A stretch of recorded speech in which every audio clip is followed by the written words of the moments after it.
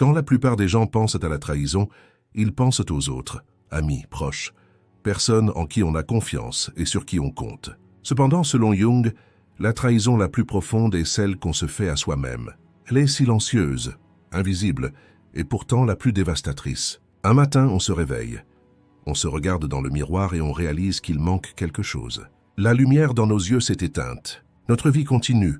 Nous accomplissons nos devoirs, nous sourions, nous parlons, nous travaillons. Mais quelque chose en nous s'est tu. Ce silence est l'écho de la trahison de soi. Selon Jung, lorsqu'une personne fait taire sa voix intérieure pour se conformer aux attentes du monde extérieur, une fissure se forme dans son âme. Cette fissure n'est pas immédiatement perceptible, car la société l'applaudit. On nous félicite pour notre adaptabilité, notre rationalité, notre altruisme. Mais la nuit, quand tout le monde dort, cette petite voix intérieure persiste. « Je ne veux pas vivre comme ça. » S'en dit-elle, « Ce n'est pas moi. » Cette voix est celle de la vérité que vous avez refoulée, votre âme. Jung décrit cette déconnexion intérieure comme « tomber dans l'ombre de l'âme ». L'ombre est la part de votre personnalité que vous rejetez et ignorez. Chaque fois que vous dites « je ne devrais pas », chaque fois que vous dites « je ne devrais pas être comme ça », vous vous enfoncez un peu plus dans cette ombre. Avec le temps, ce côté obscur grandit et commence à vous ronger de l'intérieur. Peut-être vous réveillez-vous avec une fatigue inexpliquée, ou peut-être que plus rien ne vous excite autant. Parfois, les gens vous écoutent, mais au fond, même parmi eux, vous vous sentez seul. Cette solitude n'est pas vraiment une punition. C'est la façon dont votre âme vous rappelle à vous. Car lorsque votre intégrité intérieure est perturbée, votre énergie vitale se dissipe. Votre vie se transforme en une liste de tâches. Tout devient quelque chose qui doit être fait. La trahison de soi commence sans même que vous vous en rendiez compte. Vous faites de petites concessions au début. Vous dites « oui » à quelqu'un, mais vous vous sentez obligé de dire « non ». Vous restez dans un emploi, une relation ou un rôle parce que vous pensez que c'est ainsi. Vous réprimez vos propres émotions pour paraître fort, mature et équilibré aux yeux de la société. Mais comme le disait Jung, tout ce qui est refoulé finit par revenir, plus fort, plus sombre et plus exigeant. La colère, la honte ou les désirs que vous refoulez finissent par s'exprimer, parfois sous forme de maladie, parfois d'agitation, parfois d'un inexplicable sentiment d'inadéquation. Plus vous niez votre réalité intérieure, plus vous recherchez la validation du monde extérieur. Mais cette validation ne vous satisfait pas, car chaque « bien joué » reçu de l'extérieur entre en conflit avec chaque murmure intérieur, vous êtes sur la mauvaise voie. Un jour, cette voix intérieure ne peut plus vous faire taire. Les distractions ne fonctionnent plus. Les réseaux sociaux, le succès, les relations ou le shopping offrent un réconfort temporaire mais ne comblent pas le vide intérieur. Car l'âme veut vous parler. Impossible d'ignorer cet appel silencieux. À ce moment-là, le destin d'une personne commence à basculer. Selon Jung, face à cet appel, deux solutions s'offrent à vous. Soit vous continuez à réprimer cette voix et vivez une vie d'épuisement spirituel, soit vous acceptez votre vérité intérieure et vous engagez sur le chemin de la transformation. Cesser de se trahir implique de renoncer aux louanges du monde extérieur, car être fidèle à sa propre vérité apparaît souvent comme une non-conformité aux yeux de la société. Mais rappelez-vous que toute grande transformation commence par un malentendu. Une cliente de Jung raconte comment elle a passé des années à essayer de paraître parfaite aux yeux de son entourage, mais qu'intérieurement elle se sentait déchirée. Jung ne lui a posé qu'une seule question. Quand êtes-vous devenu fidèle à vous-même? La femme est restée silencieuse un long moment, car il n'y avait pas de réponse. Ce silence est le deuil de l'âme. Peut-être avez-vous vous aussi longtemps réprimé votre voix intérieure. Peut-être avez-vous oublié qui vous êtes en vivant selon les attentes du monde extérieur. Mais sachez une chose, l'âme n'abandonne jamais. Elle fait tout son possible pour vous ramener à vous-même. Parfois, cela vous arrête par une crise, parfois par une perte, parfois par un vide inexplicable. Ce n'est pas une punition, mais un appel à renaître. Lorsque vous cessez de vous trahir, la première chose que vous remarquez est le silence. Le bruit du monde extérieur s'estompe. Vos pensées se simplifient. Votre cœur s'allège. Vous ne vous sentez plus obligé de plaire à qui que ce soit, parce que, enfin, vous savez que vous êtes avec votre âme. Et à cet instant, vous commencez à vivre pleinement. Arrêtez-vous maintenant et posez-vous cette question. De qui est-ce que je vis vraiment? Si cette question vous dérange, vous êtes au bon endroit. Car l'inconfort est le premier signe de la prise de conscience. Partagez dans les commentaires les moments où vous avez réalisé que vous vous trahissiez, car la prise de conscience est le début de la transformation. Et comme le disait Jung, l'âme fait de vous ce que vous êtes en rejetant tout ce qui ne vous appartient pas. À un moment donné, une personne ne s'intègre plus dans le monde extérieur. Après des années de trahison, cette voix familière et pourtant effrayante venue de l'intérieur réapparaît. Voyez-moi maintenant. Jung décrit cette voix comme l'appel de l'ombre. L'ombre est tout ce qu'une personne a refoulé dans son inconscient. Colère, jalousie, peur, honte, désirs refoulés et émotions inachevées. Tout ce que la société nous a enseigné comme étant honteux ou faible s'y accumule. Plus une personne se trahit, plus son ombre grandit. Ce côté obscur et silencieux finira par frapper à la porte sans issue, car l'âme réclame ses morceaux manquants. Comme le disait Jung, rien de ce qui ne vous appartient pas ne peut vous sauver. C'est pourquoi l'appel de l'ombre s'accompagne d'une crise. Nul ne peut renaître sans être d'abord détruit. Affronter l'ombre, c'est affronter la peur de se perdre, car on ne fait pas seulement face à l'obscurité, mais à la part de soi-même que l'on a oubliée, à qui l'on est vraiment. Les émotions que vous avez si longtemps réprimées commencent à vous contrôler. Vous pourriez vous réveiller un matin avec une colère infondée, réaliser que vous avez fait du tort à quelqu'un, ou être surpris par une soudaine montée de jalousie. Ce sont les moyens d'expression de l'ombre. Elle ne vient pas pour vous punir, mais pour vous intégrer. Selon Jung, lorsqu'une personne rejette son ombre, elle la projette sur les autres. C'est pourquoi vous détestez certaines personnes. En fait, vous voyez en elles un aspect de vous-même que vous rejetez. Pourtant, lorsque vous le faites, ces reflets commencent à vous libérer. Car au lieu de lutter dans le monde extérieur, vous commencez à faire la paix en vous-même. Nombreux sont ceux qui essaient de vivre en refoulant leurs ombres. Ils s'efforcent pendant des années d'être bons, gentils et compréhensifs. Mais un jour, derrière tous ces efforts, une lassitude s'accumule. Car porter une fausse identité devient trop lourd pour l'âme. Un patient de Jung avait refoulé un traumatisme d'enfance pendant des années. Adulte, il était quelqu'un qui aidait tout le monde et s'oubliait lui-même. Mais la nuit, il faisait des cauchemars. Il se plaignait constamment d'être suivi par une silhouette sombre. Jung lui dit, « Cette silhouette sombre n'est pas ton ennemi, mais une part de toi qui t'a été arrachée.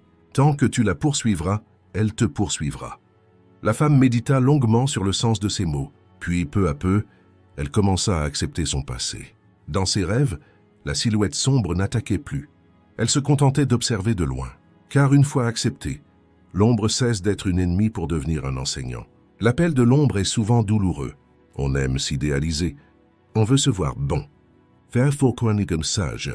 Mais l'ombre arrive et dit « Tu es aussi fragile, lâche et imparfaite. » Cette confrontation est honteuse, mais aussi libératrice. Jung décrit le développement spirituel d'une personne comme atteindre la lumière à travers l'obscurité. Car sans l'ombre, point de plénitude. Chaque émotion refoulée aspire à revenir un jour. Ce retour survient parfois avec une maladie, parfois avec une dépression, parfois lorsque plus rien n'a de sens. Beaucoup de gens interprètent mal ce moment, disant « Je suis faible ». Selon Jung, c'est le seuil de la transformation de l'âme. Le masque est tombé, et votre vrai visage commence à émerger. Alors pourquoi avons-nous si peur de nous-mêmes? Parce que l'ombre porte non seulement l'obscurité, mais aussi un immense potentiel. Chaque émotion refoulée est une forme d'énergie. La colère refoulée peut se transformer en détermination, la peur refoulée en intuition, les désirs refoulés en puissance créatrice. Mais d'abord, il faut les voir. Voir, c'est accepter. Accepter, c'est lâcher prise. Ce n'est qu'alors que le combat intérieur laissera place à une paix profonde. Jung appelle cela l'union de l'âme avec la conscience. Parce que vous commencez à vivre pour vous-même, et non avec vous-même. Peut-être êtes-vous à ce tournant en ce moment. Vous traversez peut-être une période de votre vie où rien ne vous comble. Tout semble aller pour le mieux en apparence, mais intérieurement vous ressentez un manque. Ce manque est l'appel de l'ombre. Votre âme vous demande d'être honnête. Cela vous demande de laisser tomber vos masques, d'affronter vos peurs, d'accepter les émotions que vous avez rejetées par le passé. La révolution la plus silencieuse, mais aussi la plus grande dans la vie d'une personne, survient lorsqu'elle décide de revenir à elle-même. Car à ce moment-là, les illusions du monde extérieur ne peuvent plus l'éblouir. Selon Jung, une âme qui atteint ce point rejoint enfin son propre centre au terme d'un long voyage. Elle n'a plus besoin de l'approbation des autres, car elle est devenue suffisamment forte pour se rappeler sa véritable voix intérieure. Jung appelle ce processus individuation, le processus qui consiste à rassembler les parties disparates de son âme pour atteindre la plénitude. L'individuation n'est pas une récompense, mais un prix, car celui qui s'engage sur cette voie perd tous ses masques. Il se sent aliéné pour un temps, voire seul dans la foule du monde extérieur. Mais cette solitude n'est pas le silence de la perte, mais celui de la renaissance. En revenant à soi-même, on réalise combien les significations qu'on recherchait étaient superficielles. Succès, statut, approbation, reconnaissance, tout cela se dissipe comme un nuage de brouillard, et seule la question « qui suis-je » demeure. Revenir à soi-même est bien plus qu'affronter le passé. C'est le processus par lequel l'âme se souvient de sa propre lumière. Car la paix recherchée n'a jamais été extérieure. Elle était cachée derrière ses émotions refoulées et ses aspects rejetés. Jung a dit « L'homme ne peut trouver sa lumière sans affronter ses ténèbres ».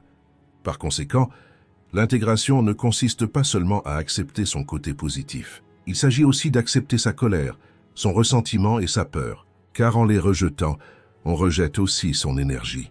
Pourtant, toute émotion sombre une fois transformée est porteuse de sagesse. La colère refoulée se transforme en estime de soi. La vulnérabilité en empathie. La solitude en source de force intérieure. Lorsqu'une personne parvient à transformer ses propres ténèbres en lumière, elle n'est plus esclave des circonstances extérieures. L'une des épreuves les plus difficiles de ce processus est de supporter le silence. Car une personne qui revient temporairement à elle-même s'éloigne de la foule. Elle ne trouve plus de sens au milieu des conversations, des disputes et du bruit. Le silence est initialement perturbant, car il n'y a aucun moyen de s'échapper. Mais ensuite, vous réalisez, ce silence est en réalité le souffle de votre âme. Chaque pensée, chaque peur, chaque inquiétude remonte à la surface puis se dissipe lentement. Selon Jung, dans ce silence, une personne ressent le rythme intérieur de son âme. Lorsque les bruits extérieurs s'estompent, une musique intérieure commence. Cette musique est la mélodie de l'inconscient qui vous guide, la sagesse profonde qui fait de vous ce que vous êtes. Une personne qui revient à elle-même ne rivalise plus avec les autres, car elle réalise qu'elle est incomparable. Le chemin de chaque âme est différent. L'une prospère grâce à son silence, l'autre grâce à sa douleur, l'autre grâce à sa perte. Vous ne vivez plus pour répondre aux attentes du monde extérieur, car vous comprenez enfin que la vie n'est pas une performance, mais un voyage de conscience. Avec cette prise de conscience, vous commencez même à ressentir de la gratitude pour les choses qui vous ont blessé dans le passé, car ces blessures vous ont amené ici. Jung a un dicton.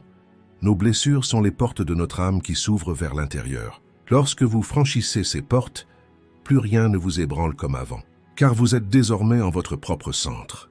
Cette transformation est silencieuse. Personne ne le remarque. Vous seul savez qu'un matin, vous vous réveillez plus léger intérieurement. Vous ne ressentez plus le besoin de vous défendre. Vous ne vivez plus pour être aimé, mais pour aimer. Vous ne cherchez plus de sens, car vous êtes vous-même sens. C'est cet état que Jung appelle intégration. La réconciliation de l'âme avec le corps, la conscience et l'ombre. À ce stade, plus rien n'est bon, ou séo, ou mauvais. Tout a une raison, une place, un enseignement. Et vous ressentez la paix de ne faire qu'un avec la vie elle-même. Lorsque vous revenez à vous-même, le chaos du monde extérieur vous affecte moins, car vous savez que tout passe par vous. Le besoin de contrôle diminue et la résistance cède la place à l'acceptation. Il ne s'agit pas de passivité, mais de conscience supérieure. Les élèves de Jung décrivent cet état comme une victoire silencieuse, car à l'extérieur, rien ne semble avoir changé, mais à l'intérieur, une révolution s'est produite. On ne salue pas cette victoire, car elle n'est qu'en vous, et peut-être êtes-vous, vous aussi, à l'aube de cette transformation. Vous avez commencé à regarder vers l'intérieur et non vers l'extérieur. Vous avez commencé à vous souvenir de qui vous êtes. Cette vidéo n'est donc pas une coïncidence, car l'âme vous rappelle toujours son chemin. Si ces mots résonnent en vous, c'est que votre âme est prête. Chaque mot partagé sur cette chaîne a pour but de vous rapprocher un peu plus de votre propre centre. Abonnez-vous, car dès maintenant, chaque vidéo vous rappellera le triomphe silencieux de votre âme. Comme le disait Jung, quand on se souvient de qui on est, le monde entier se met en place. Et lorsque ce moment arrive, tout change sans que rien ne change. Merci.